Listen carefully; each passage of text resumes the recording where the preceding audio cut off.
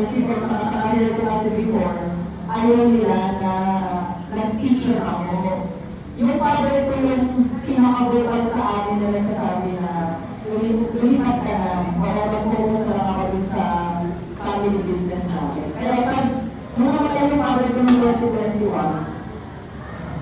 parang sana doon niya, sigurado ako na makikita na nila yung mga students ko ngayon.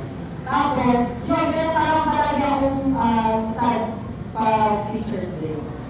Hopefully, baka kasi yun yung huling batch ko na tuturuan. So, ang sigurado ko, magod ako hanggang matapos yung first semester.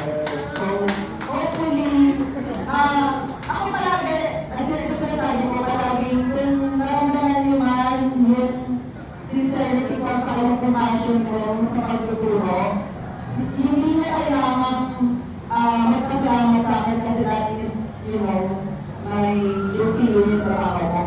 Ang gagawin ko lang ay yung pay it forward. Alam yung pay it forward, okay?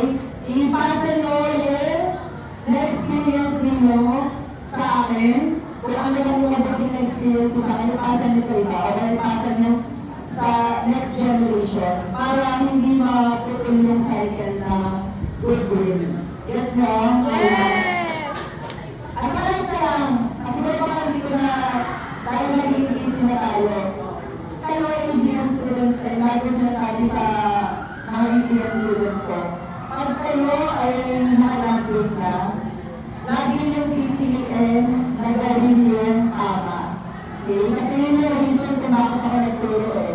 Kasi para yung future generation ng mga business professional, manindigan sila sa kung ano yung test Parang manindigan kayo palagi sa kung ano yung tama. Kasi pag nasa posisyon na kayo namin, maraming practices na masasabi sa inyo na ganito yung gawin mo. Ganito yung gawin mo, ganyan yung gawin ninyo. Pero babalik ka dapat sa kung ano yung tama. Kung ano yung